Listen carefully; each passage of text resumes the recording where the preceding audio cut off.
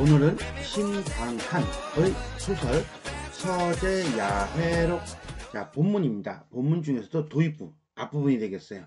앞부분에 대해서 살펴보도록 하겠습니다. 이 작품은 벼루, 먹, 종이, 붓, 우리가 흔히 조선시대 양반들의 친구 그래가지고 문방사후라고 하죠. 자, 이 문방사후를 의인화하여 지은 전기체 소설이다. 중심 내용은 버려진 벼루, 망가진 붓자루, 다 다른 먹, 그 다음에 장독 뚜껑으로 덮였던 닭종이. 자, 그러니까 어때요? 잘 나가는, 잘 나가지 못하는. 그래서 잘 나가지 못하는. 그러니까 처음부터 잘 나가지 못했다기보다는 잘 나가나? 하여튼 간에 살면서 점점 쟤는 노쇠하는, 뭐 이런 의미가 되겠네요. 그죠? 문방사후가 인간 세상에서 벌어지는 문제들을 논의하는 것이다. 선비가 오랫동안 애용하던 문구들을 의인화하여 주인과의 사이에서 자기 조상들의 역사적인 계보와 내력을 이야기하고 못다한 사실들을 시로써 읊어가는 형식으로 구성되어 있으며, 선비인 주인이 사용하던 문방구가 주인과 대화를 하고 제문을 지어 위로하자 수명까지 연장시켜 살해하는 것으로 마무리 짓고 있다. 그리고 보니까 마치 남자는 요 서재 야회록, 여자는 그렇죠, 규방치루 쟁론기라고 하는 이제 작품이 있어요. 그 규방치루 쟁론기는 여성이 중요시하는 물건, 뭐 바늘, 실, 인두, 다리미, 골무, 기타 등등등. 자, 그들이 서로 이야기하는 그런 전기체 형식의 소설이었는데, 요거는 남자들이 주로 사용하는 사물들을 가지고서나 의인화한 전기체 소설이다 라고 보시면 되겠습니다. 자, 도입이니까 제일 먼저 뭐부터 나오겠어요? 그렇죠, 인물이죠. 인물 나오고 배경 나올 거예요. 그죠? 선비가 한 사람 있었다. 선비 동그라미 땡야, 인물을 제시하고 있고요. 이 소설에서는 우리가 외적 관점에서 본다면 작가의 분신이라고 볼 수도 있습니다. 어쨌거나 저쨌거나 간에 선비가 한 사람 있었다. 이름은 밝혀 적지 않는다 라고 하는 걸 보니까 굳이 왜 그랬는지 모르겠어요. 그냥 일종의 설화적 성격을 살짝 보여주고 있다 라고 보시면서, 고풍스러운 것이라고 하는 건 옛것, 그죠? 옛것을 좋아하고 기계가 높아서 그럼 좋은 거 아니야? 그렇지, 좋은 거지. 근데 세상 사람들로부터 따돌림을 받았대. 아, 일종의 어떤 선비의 성격과 그 다음에 처지를 직접적으로 제시하고 있는 거긴 한데, 너무 빳빳해, 성격이. 그죠? 성격이 너무 빳빳해.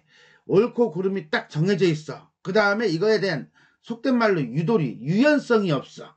유연성이 없으니까 사람들이 싫어해.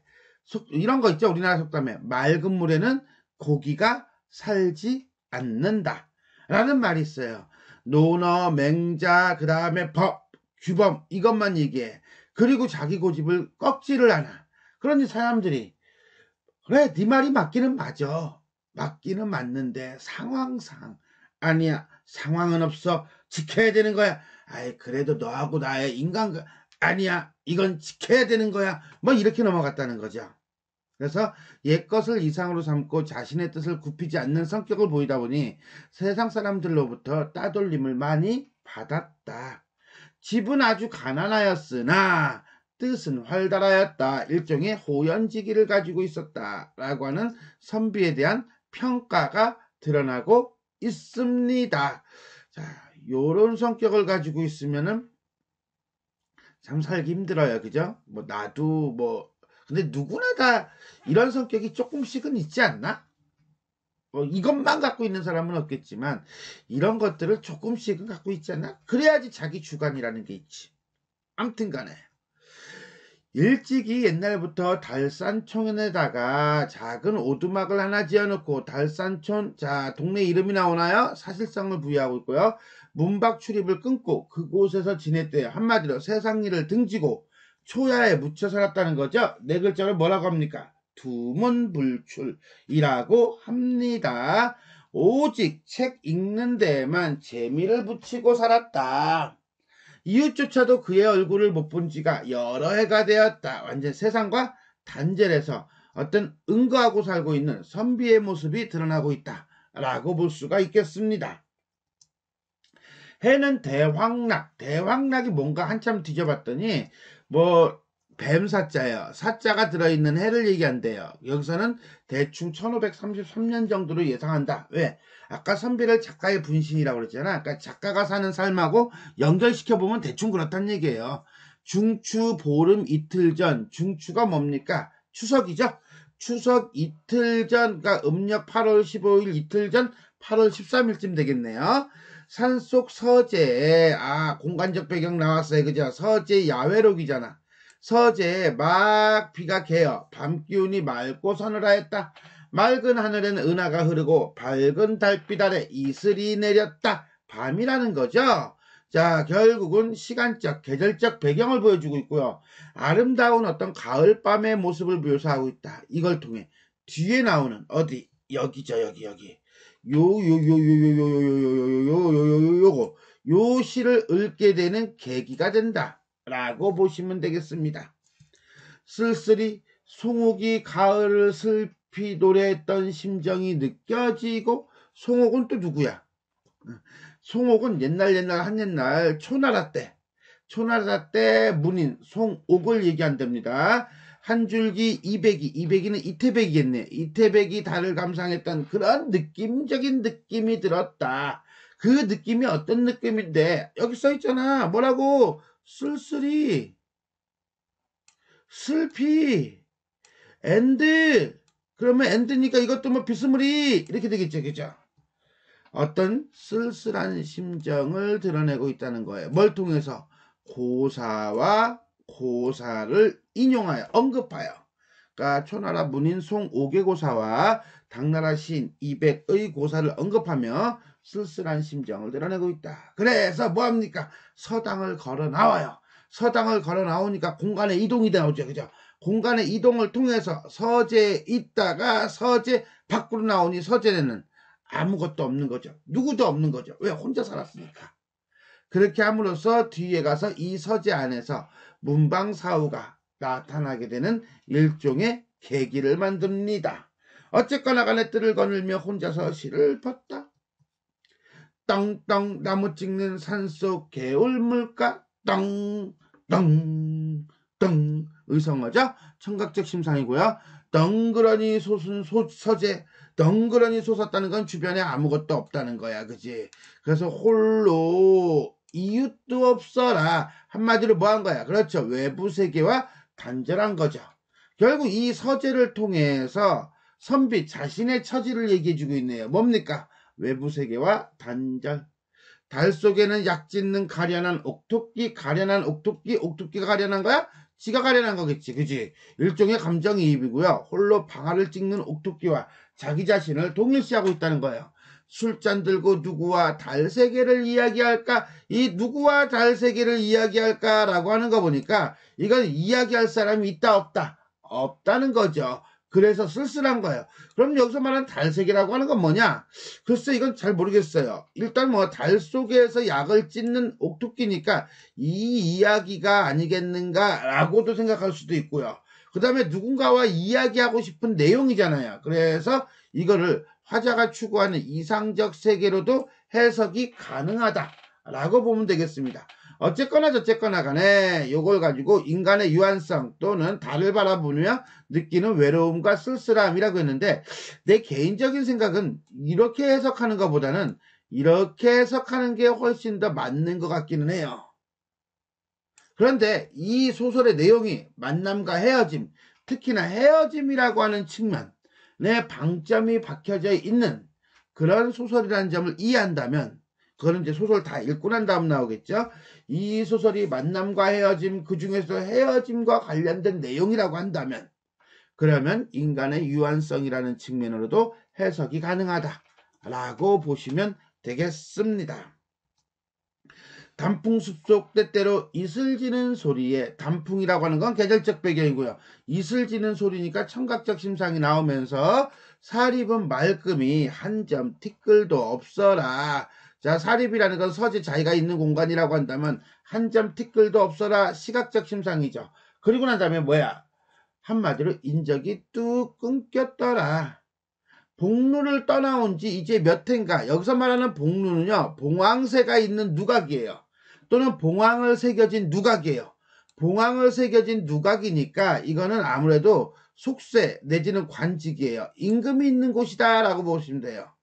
그러니까 임금이 있는 곳을 떠나온 지 몇 해런가 라는 점에서 본다면 얘는 처음에는 뭐야? 관직에 있었어. 관직에 있다가 무슨 이유인지 모르지만 밀려난 거죠. 아니면 지가 버렸을 수도 있고 A씨라고 나왔을 수도 있고 아니면 밀려난 걸 수도 있고 라고 하는데 미인을 어떻게 만날까? 이때 미인 우리 사미인곡 송미인곡 생각납니까?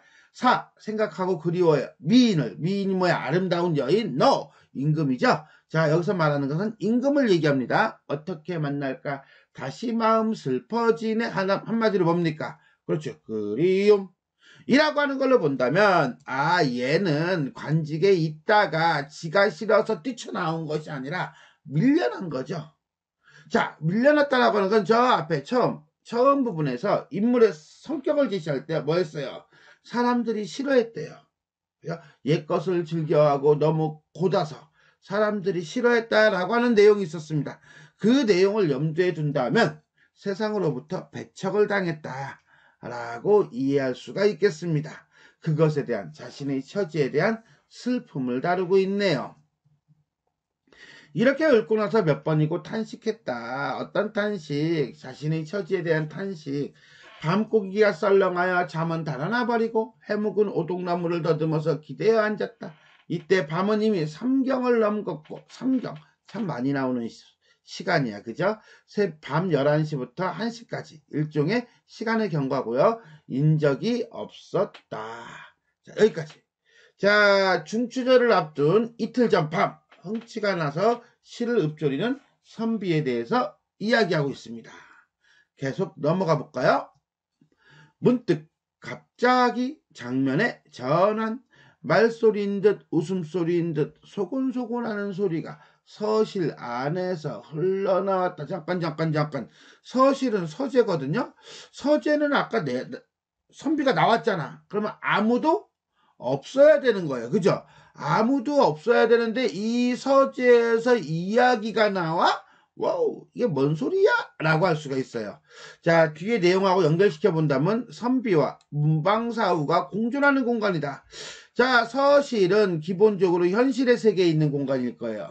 현실의 세계에 있는 공간이지만 문방사우와 공존하는 순간부터는 뒤에 문방사우와 공존하는 순간부터는 현실과 비현실이 공존하는 순간이 되어버리는 거죠. 어쨌거나 간에 청각적 심상을 통해서 인물의 궁금증, 누구의 궁금증? 선비의 궁금증을 유발하고 있다. 그래서 두근거리는 가슴으로 어떤 가슴인데 그렇죠. 궁금함이죠. 숨을 죽이고 가만히 귀를 기울여 들어보았다. 그랬더니 과연 서실에 사람이 있는 것 같았다. 선비는 혹시 도둑이 들었나 하고 왜 아무도 없어요? 정상입니까? 맨발로 살금살금 바싹 다가가서 살펴보았다.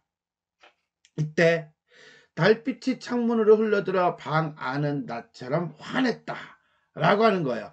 결국 이렇게 함으로써 네 사람을 보게 되거든요. 여기서 말하는 달빛이라고 하는 것은 결국은 이 네 사람이라고 하는 사물, 문방사우 사물을 만나게 되는 어떤 시간적 배경을 주고 그 다음에 방 안이 나처럼 환했다라고 하는 거니까 판타스틱한 환상적인 분위기를 조성하고 있다 라고 보시면 되겠어요. 창틈으로 가만히 엿보았다. 방 안에는 네 사람이 둘러앉았는데 자, 이 네 사람이 바로 뭐야? 아까 서재에서 소곤소곤 두런두런 말소리를 냈던 사람들이고요. 미리 얘기합니다. 벼루와 붓과 종이와 먹이 되겠습니다. 우리가 이걸 선비들이 사용하는 문방사우라고 하죠. 생김새가 다 다르고 옷차림도 모두 달랐다. 자, 그렇게 함으로써 이 달빛을 통해서 현실적 공간인 방과 비현실적 공간인 어떤 방, 말이 이상하잖아. 현실적 공간인 서재와 비현실적 공간인 서재가 이렇게 쫙 중첩되고 있어요. 그죠? 오버랩이 되는 거야. 쉽게 얘기해서 현실적 인물인 선비와 그 다음에 비현실적 인물인 네 사람이 만나는 거죠. 그런데 이게 경계가 마치 우리가 몽자류 소설 같은 걸로 꿈으로 딱 나눠지잖아. 꿈꾸기 전과 꿈꾸기 후, 꿈속 뭐 이렇게 나눠지는데 이 장면은 그래 이 얘기하고 싶은 거예요. 그렇죠. 뭐예요? 경계가 모호하다. 경계가 모호해서 진짜 있었던 것 같은 그런 느낌을 보여준다 라고 보시면 되겠습니다. 한 사람은 치의를 입고 치의? 까만 비단 옷을 입고 이렇게 되는 거예요. 자, 요거는 벼루거든요. 벼루의 외양을 묘사하고 있는 건데 벼루가 원래 몸뚱아리가 반질반질하고 까맣잖아. 그걸 얘기하고 있다라고 보면 돼요. 현 관을 썼는데 벼루 뚜껑이 검정색이잖아요. 검은 관을 썼다는 거예요. 일종의 외양을 묘사하고 있고요. 무게가 있고 무게가 있다는 건 몸무게가 많이 나간다 뭐 이런 얘기는 아니고요. 어떻게 보니까 딱 앉아있는 게 되게 의젓하고 정중하고 중후한 어떤 그런 느낌을 주고 이렇게 보시면 돼요. 꾸밈이 없었으면 소박하다는 거죠. 다 검정색 하나야. 그렇지. 별 위에 뭐 검정색 말고 딴 거 있지는 않으니까 나이가 가장 많았다. 또 하나 이 나이가 가장 많았다라고 하는 거는 결국은 선비가 가장 오랫동안 사용한 물건임을 암시하고 있다라고 보시면 돼요. 됐습니까? 오케이. 또 한 사람은 반의를 입고 반의라고 써요. 반의라고 하는 건요. 양반의 옷 이렇게 해석하지 마시고요. 원래 사전적인 의미는 이거예요. 여러 빛깔로 된 아이들의 떼떼옷이에요. 떼떼옷을 입었다는 거야. 근데 이거는 뭐냐 했더니 붓대의 다양한 색깔을 보여주고 있는 거죠. 그다음 탈모를 하였다 하는데 원래 붓에는 뚜껑이 있어요. 근데 여기는 탈모를 했다는 것은 뚜껑이 없다는 얘기예요. 그래서 맨머리 상투가 위로 불쑥 솟아올랐고 그럼 붓의 필모 부분이죠. 뾰족하게 나와 있고요. 기품이 날카로웠다. 뾰족하잖아. 자, 기품을 성격을 제시하고 있네요. 자, 그리고 보니까 이 부분은 뭐에 대한 얘기? 그렇지. 이 한 사람은 벼루가 될 것이고요. 이 한 사람은 뭐가 되는 거야? 그렇지. 붓이 되는 거네요. 그죠? 붓을 나타내고 있다라고 보시면 되겠습니다. 한 사람은 하얀 옷을 입고 하얀 옷은 또 뭐야? 그랬더니 종이에요. 종이.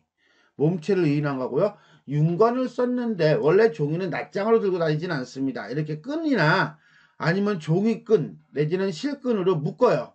묶어가지고서는 이제 다발을 만들어 쓰거든요. 이 윤건이라고 하는 건 그 종이 다발을 얘기하는 겁니다. 용모가 하얀 옷과 흰 눈처럼 깨끗했다. 그래야 다른 것들이 붓으로 이렇게 쓸 수가 있죠.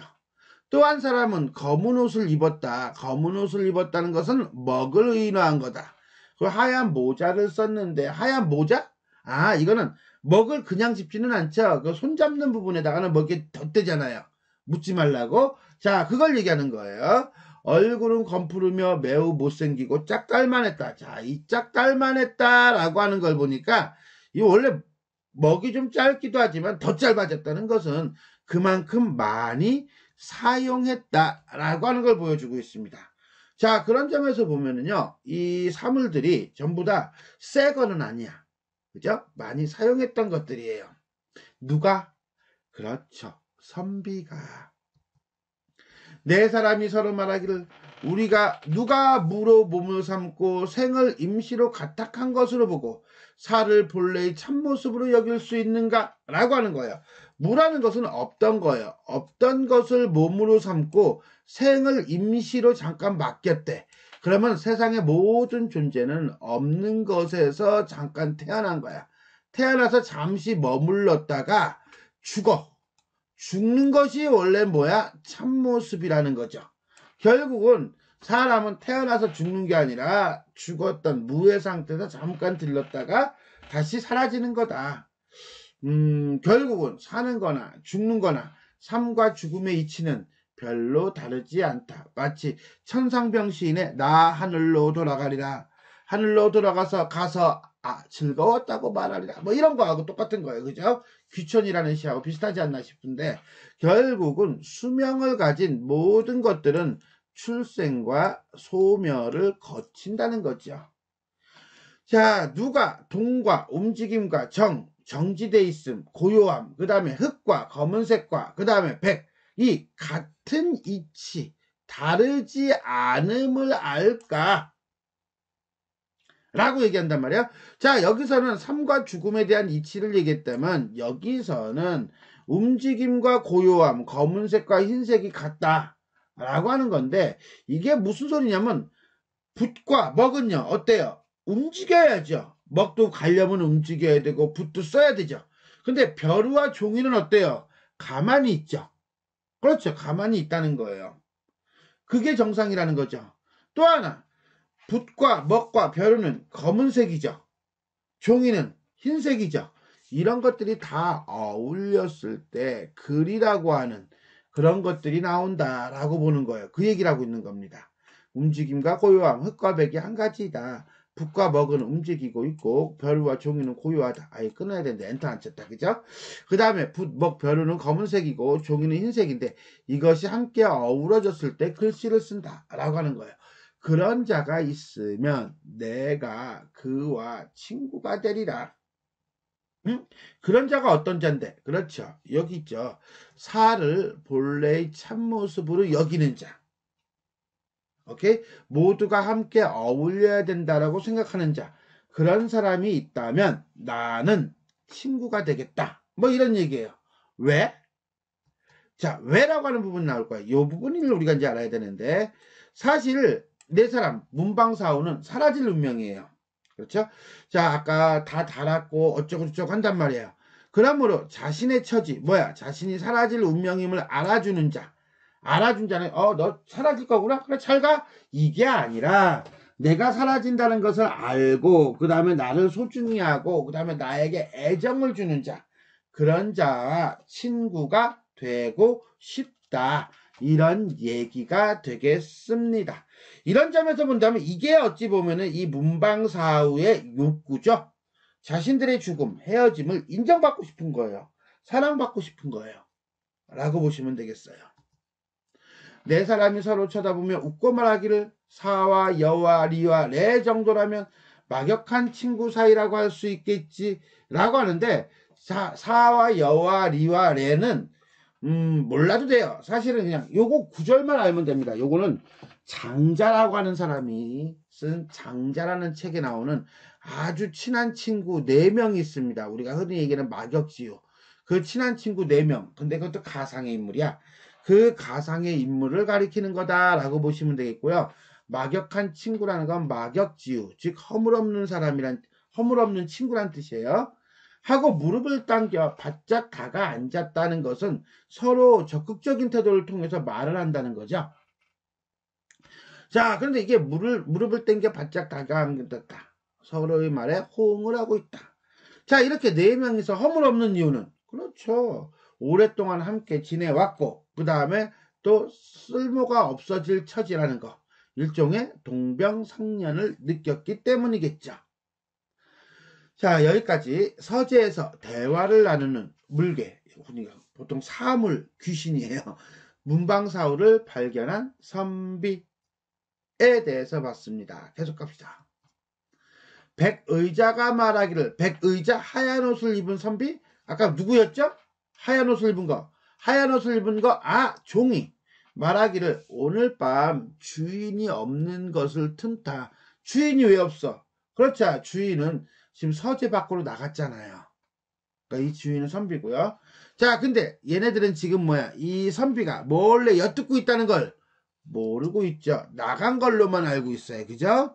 우리가 방을 독차지하고 즐기고 있으니 너무 방자한 행동이 아닌가? 이거 너무 심했나? 라고 하였다. 그러니까 약간 겁이 많은 성격인가 봐. 탈모자가 머리를 저으며 말했다. 탈모자니까 뭐야? 모자를 벗고 머리를 쭉 내민 거. 맨상투 내놓은 거. 그렇죠. 붓이죠. 머리를 자면 너 아니야 이거죠.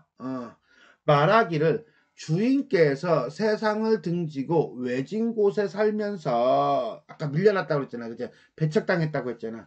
함께 지내는 자라곤 우리들 뿐이었다. 우리가 살갗을 문질러댄 건 누구야? 뼈를 갈아낸 건 누구야? 그렇지. 머리를 적신 건 누구야? 붓. 그렇게 해서 등을 축축하게 젖었어. 그게 바로 누구야? 종이 하면서 일을 맡아왔대요. 한마디로 선비가 글을 쓰고 책을 읽고 한 지가 오래되었다. 이렇게 되는 거죠. 결국은 벼루, 먹, 붓, 종이가 한 일을 드러내면서 선비가 그동안 어떤 삶을 살았는지를 보여주고 있습니다. 그리고 자기네들이 얼마나 선비들과 오랜 시간을 함께 했는지를 보여주고 있기도 해요. 그런데 나는 노둔하다고 놀림을 당했고, 노둔하다? 둔하다. 느리다. 노는 늙었다. 그래서 늙어서 재빠르지 못하고 둔하다. 이거는 한마디로 붓의 그 털 부분 있죠? 털 부분이 하도 많이 써서 모질라진 거예요. 자네는 경박하다는 나무람을 들었으며, 경박하다는 건 뭐예요? 가볍고 신중하지 못하다. 한마디로 뭐야? 이건 종이가 쓰면은 바로 드러나잖아, 내용이. 그걸 얘기하는 거예요. 저 사람은 운명을 다했고, 저 사람은 누구야? 먹은 다 짧아졌다고 그랬죠, 달아서. 이 사람은 이가 빠져 못 쓰게 되었다. 이 사람은 누구야? 그러면 누가 남았어? 붓, 종이, 그래, 벼루. 벼루는 이가 빠졌다는 거 보니까 금이 갔다는 얘기가 되겠네요. 잠깐. 앞에서 오랜 시간 동안 뭐예요? 함께 지냈고, 그 다음에 함께 지내면서 정성을 다해서 선비에게 쭉 어떤 도움이 됐어. 그런데 모질라졌다고 놀림을 당하고, 경박하다고 나무람을 당하고, 운명을 다하고, 그 다음에 이가 빠져서 못 쓰게 됐어 라고 하니까 우리는 솔직히 문방사오는 잘 모르잖아. 그치? 문방사오는 잘 모르는데 그거 알아요? 이 방송을 듣는 사람은 아마 최소한 아무리 어려도 중학생, 근데 중학생도 좀 빠르다. 그치? 그 다음에 고등학생 대부분이겠죠? 그 다음에 성인일 거예요. 그죠? 그러면 우리 어린 시절, 초등학교 들어가기 전, 아기 때, 유치원 다닐 때, 유아원 다닐 때 가지고 놀던 장난감 지금도 가지고 있습니까? 주변을 살펴보면 어린 시절에 가지고 놀던 장난감들이 있을 거예요. 방 안 구석 어디엔가, 장 안 구석 어디엔가 박스에 쌓여서 있을 거예요. 조그만 박스에 쌓일 수도 있고요. 큰 박스에 쌓일 수도 있고요. 그죠? 그리고 그것이 이제는 저 구석에서 어떻게 돼 있습니까? 짜부라져 있죠, 뭐. 한 달에 몇 번씩 들여다봅니까? 한 달? 한 달 너무 짧은가? 1년에 몇 번 정도 들여다보나요? 안 들여다보죠? 살면서 그러다가 이제 누구한테 주기도 하고, 사촌 동생 주기도 하고, 뭐 이럴 거예요. 그죠?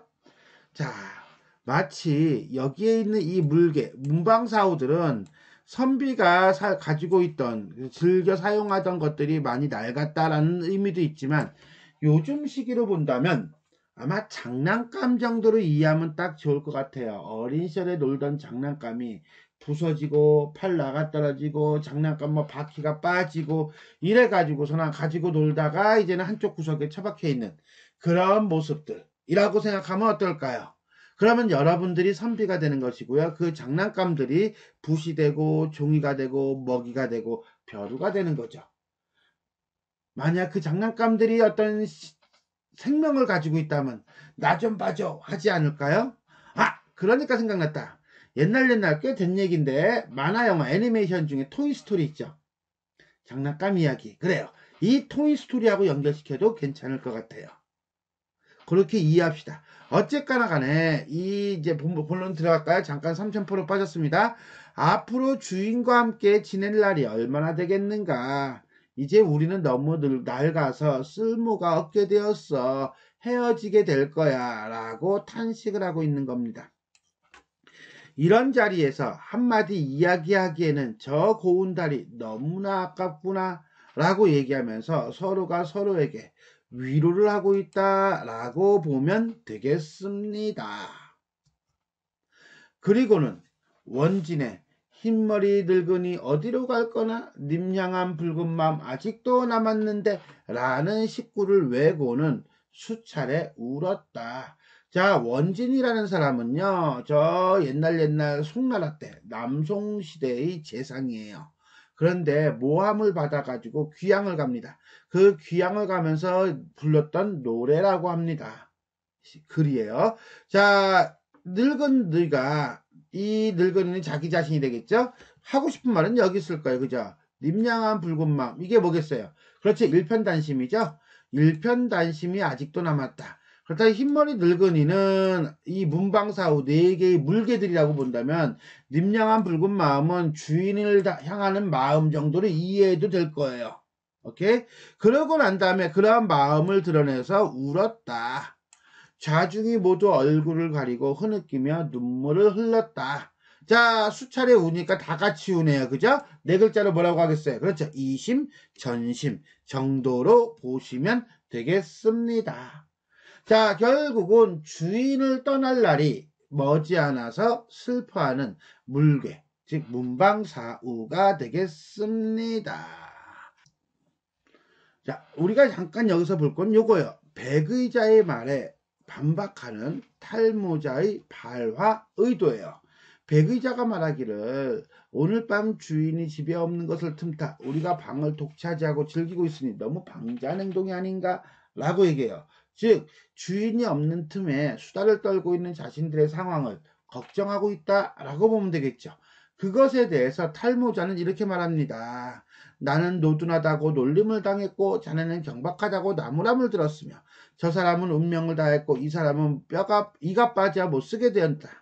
더불어 지낼 날이 얼마나 되겠는가. 이런 자리에서 한마디 아니하기에는 저 고운 달이 너무나 밝구나 아깝구나 이런단 말이에요. 즉 탈모자는 기본적으로 주인에게 불만이 있어. 뭐 핀잔을 들었거든. 그 다음에 너희들도 역시 마찬가지로 다 비슷한 처지 아니냐 라고 얘기하면서 탈모자는 자신들이 낡았다는 이유로 주인에게 인정을 받지 못하는 점을 불평하고 있는 거예요. 어차피 낡아서 주인과 함께할 시간이 얼마 남지 않았다면 차라리 실컷 한탄이나 늘어놓고 보자 이런 얘기를 하고 있는 거지요. 그리고는 또 하나 얘기합니다. 흰 늙은이 어디로 갈 거나 하면서 뭐라고 얘기해요? 그렇죠. 님양한 붉은 마음 아직도 남았는데 라고 하고 그 다음에 웁니다. 그 말은 결국은 주인에 대한 일편단심이 아직까지도 그대로 있다 없다 있다는 거죠. 이런 점에서 볼 때 탈모자의 심리는 주인에게 불만을 가지고 있어요. 하지만은 주인에게서 느끼는 소외감, 그 다음에 두려움, 그 다음에 적대감 이런 것들이 전부 다 있는 거죠. 즉 잊혀지는 것에 대한 무엇을 가지고 있다? 두려움을 가지고 있다. 이렇게 보시면 되겠습니다. 자, 그럼 이제 슬슬 본문으로 가보도록 할까요? 백의자가 말하기를 백의자가 누구였어요? 종이 한갓 남관 초수의 행실이나 본받아 둘러앉아 눈물을 흘린다고 해서 어떻게 회포를 달랠 수 있으리요? 라고 말하였다. 남관 초수라고 하는 것은 남쪽의 관을 쓸 초나라 이 숫자가 죄이냐? 포로야, 포로. 즉 뭐야? 국난이나 병고를 당했을 때 대책 없이 감상에만 빠져 있는 사람을 본받아 우리가 여기에서 눈물이나 흘린다고 해서 회포, 마음속에 품은 생각이나 정을 달랠 수 있겠느냐. 대책 없이 감상에만 빠지는 것은 문제가 있다 라고 말했다. 그랬더니 탈모자가 농담을 걸며 말하기를 자네는 머리가 검으면서 흰머리라고 하고 속이 텅 비어 있으면서 붉은 마음이 있다고 하니 그거 될 말인가? 라고 놀려댔다. 즉 뭐야? 말장난한 거죠. 탈모자에게. 탈모자 너는 머리가 검잖아. 근데 흰머리라고 하니? 아까 시에서 흰머리가 생겼고 그 다음에 붉은 입술 마음 했잖아. 그 다음에 붓은 속이 비어있잖아요. 그러니까 텅 비어있단 말이야. 그리고 붉은 마음이라고 하니 말이 되니? 이건 말이 안 되잖아 라고 이제 놀리는 거예요. 일종의 언어 유희죠. 달모자가 웃으며 말하기를 에이그 고루하다. 아이고 촌시려. 구망씨의 시를 네가 모르는구나 라고 해요. 그래서 이거는 쓸데없는 얘기고 이 사람이 어찌 흰 바탕에 채색한다는 뜻을 알겠는가? 이 흰 바탕이라는 건 종이고요. 채색은 부시하겠죠. 즉, 요 구절은요, 이거예요. 고지고대로 해석하는 거, 그거 문제 있어. 자, 잘 앞뒤 맥락을 보고서는 이해를 해야지. 라고 역시 웃으면서 대꾸하고 있는 거다. 워낙에 친하니까 이렇게 툭툭툭툭 건드려도 괜찮아요, 얘네들은. 흑의자가 치의자에게 눈짓을 하고 말하기는 흑의자는 또 누구야? 치의자는 누구야? 흑의자는 먹, 치의자는 벼루. 두 사람은 입 다물게. 두 사람이 누구야? 종이하고 붓. 절차 탁마를 할 수 있어야 되네. 절차 탁마가 뭐야? 갈고 닦고 갈고 닦는 거죠. 그죠? 결국 갈고 닦고 누가 해? 그렇지. 먹하고 벼루죠. 벼루에다 대고 먹이 계속 갈잖아요. 그죠? 그걸 얘기한다라고 보시면 될 거야. 할 수 있어야 하네. 그래야 함께 시를 이야기할 수 있는 것이야 라고 얘기해요. 자, 요거는 일종의 인용입니다. 요거는 일종의 인용이고요. 누구와 함께 시를 이야기할 것인가 라고 하는 논어에 나오는 말을 빌린 겁니다. 결국은 먹과 벼루가 서로 갈고 갈리는 과정의 고사와 절차탁마, 그 다음에 성현의 말 누구 공자, 그래서 어떤 유식한 척하는 태도가 드러나고 있다. 치의자가 농담으로 말하기를, 치의자가 벼루라고 그랬죠. 나는 타산지석이 옥을 다듬을 수 있다는 말을 들었으나 먹을 다듬는다는 말은 못 들었네. 타산지석이 옥을 다듬을 수 있다는 말은 들었으나 먹을 다듬는다는 말은 못 들었네. 자, 이때 절차탁마는 원래 옥을 다듬는 과정을 이제 얘기하는 거야. 그러니까 앞에서 절차탁마 얘기했잖아. 그러니까 다시 대답을 이제 받아서 하는 거야. 먹을 갈아가지고서나 절차탁마라고 얘기하는 건 조금 어색해 라고 얘기하는 거죠. 그랬더니 그래? 그럼 너는 옥이 아니란 말이지? 라고 이제는 다시 꼬는 거예요. 서로가 말장난을 하면서 함께 웃었다. 그것은 뭐야? 위로하는 거죠. 슬프고 그 다음에 우울한 상황에서 이런 농담을 하면서 그 마음을 약간이나마 덜고 싶은 거예요. 상대를 희롱하는 농담을 하며 이야기하는 네 물개들이 나오고 있습니다. 자, 여기까지가 도입부예요. 도입부고, 우리가 이제 도입부에서는 보통 나오는 게 소설의 이제 발단 부분에 해당한다라고 보시면 돼요. 발단과 전개가 약간 걸치는 분위기인데, 자, 이 도입부에서 우리가 주로 봐야 되는 건 인물이죠. 인물과 그 다음에 상황입니다. 그래서 인물은 어떤 인물이고 어떤 캐릭터, 성격을 가지고 있는가, 그 다음에 상황은 어떤 상황인가를 보는 것이 이 도입부에서는 제일 중요하다라고 생각하시면 돼요. 그래서 우리는 기본적으로 우리 제일 먼저 봐야 되는 사람은 누굽니까? 그렇죠. 선비죠. 선비는 어떤 인물인가를 봐야겠죠. 그 다음에 두 번째, 선비는 관찰자로 지금 물러나왔어요. 도입부에서는. 그죠? 그리고 중심 내용을 다루고 있는 건 누굽니까? 그렇죠. 물개, 문방사후죠. 그럼 문방사후가 처한 처지는 어떤 처지고 어떤 캐릭터를 가지고 있는가? 이것에 대해서 한번 살펴보도록 하겠습니다. 일단 후이지 선비. 선비는 어떤 인물이에요? 그렇죠. 고풍스러운 것을 좋아하고 기계가 높아서 세상 사람들로부터 따돌림을 받는 사람이에요. 그렇지만 호연지기, 포부가 되게 큰 사람이다 라고 보시면 돼요. 이 부분이 어찌 본다면 서술자가 선비의 성격을 요약적으로 설명하는 부분입니다. 어디? 뭐? 그렇죠. 기계가 높다. 그죠? 그 다음에 뭐에? 뜻이 활달하다. 그런데 세상 사람들로부터 떠돌림을 받았다. 자, 여기서 우리는 하나의 궁금증이 있어야 됩니다. 성격 좋은데 왜 따돌림을 받지? 그것은 아마도 고풍스러운 것을 좋아하기 때문일 것이다 라고 보는 게 맞을 거예요. 옛것을 좋아한다는 것은 결국 뭐야? 옛것을 이상으로 삼는다는 거야. 그런데 과거 조선시대나 고려시대나 신라시대나 아니면 지금이나 시대가 변하면 무엇이든가 모든 게 변하게 마련이죠. 옛것을 이상으로 삼으면 아무래도 현실과는 맞지 않는 부분이 생길 수밖에 없는 거예요. 그런데 옛것이 이상이기 때문에 기준이고 잣대이기 때문에 현실 내지는 현대는 아무래도 낮춰보게 되는 거예요. 즉 선비 또한 그랬다는 거예요. 선비 또한 옛것을 이상으로 기준으로 삼았기 때문에 상대적으로 당시대 사람들은 낮춰봤다는 거죠. 그러니 당시대 사람들이 좋아할 리가 없겠죠. 더더군다나 기계가 높아. 기계가 높다는 것은 기본적으로 타협하지 않는 성격이다 라고 볼 수가 있겠습니다. 이러니 문제지 라고 하는 거지요. 그래서 뭐합니까? 시를 적습니다. 뭐라고? 떵떵 나무 찍는 산속 개울물가 덩그러니 소준 서재 홀로 이웃도 없어라. 달 속엔 가련한 옥토끼 달세계와 이야기할까? 복루를 떠나온 지 몇 해런가? 미희를 어떻게 만날까? 다시 마음이 슬퍼지네 라고 하는 거죠.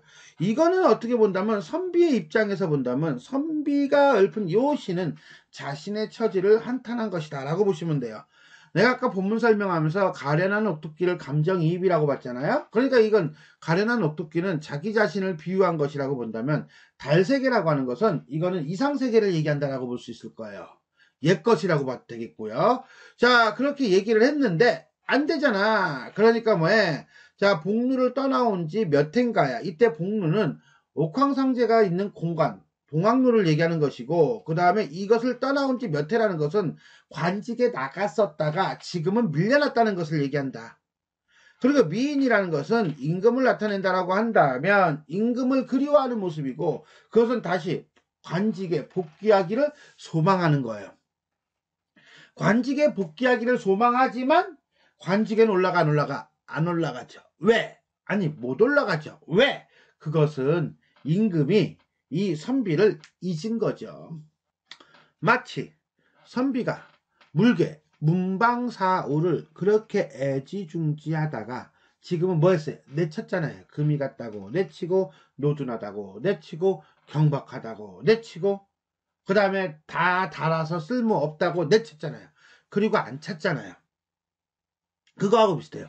그런 점에서 본다면 임금과 선비의 관계는 선비와 문방사우의 관계와 대응이 된다라고 볼 수도 있을 거예요.